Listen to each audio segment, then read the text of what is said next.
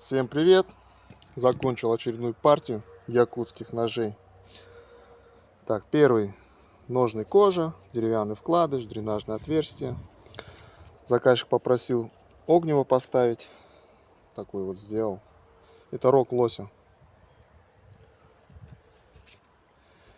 Так, свободный подвес. Ну и сам ножик. Сталь Х12МФ. Длина 130, шириной 25. Ну, по толщине он 3,5 клином. Здесь не затер, специально угла оставил, чтобы огниво мог чиркать. Больстер латунь и стабилизированный кап ольхи. Да, последнюю заставил. Нет, еще там, по-моему, осталось. Не знаю точно. В общем, вот такой ножик. Так, его длина 130 миллиметров, я говорил. Второй нож. Это тоже заказной. Ножный береста, деревянный вкладыш, дренажное отверстие. Здесь непрорезайка.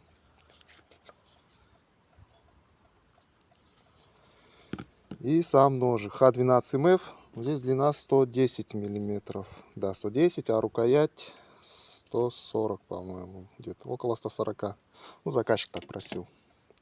Польстер рог лося. Сталь Х12МФ. Так, следующий нож тоже заказной. Ножный береста. Так получилось, что прям сразу два заказа из бересты. Бересты больше нету. Эти тоже сделал потому, что они маленькие ножи.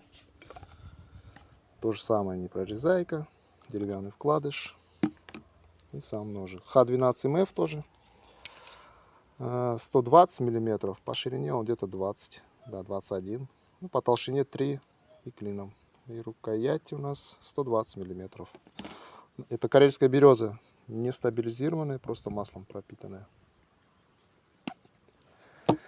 И четвертый ножик. Ну, этот заказчик попросил еще, если есть свободный. Здесь у меня вот был свободный нож. Это не мой нож, это сын делал. Здесь клеймо другое стоит совсем. Тоже Х12МФ. Но он такой, резачок.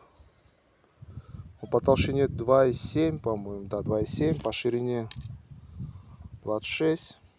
По длине 130 миллиметров. Рукоять тоже 130 миллиметров. Здесь стабилизированный кап ольхида. Больстер латунь.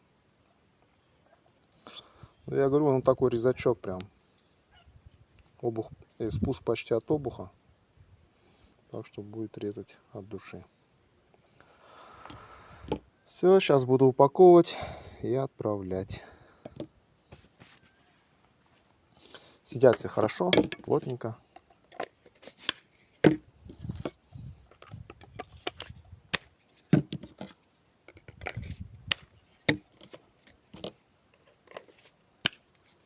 И глубоко. Ну все, всем пока.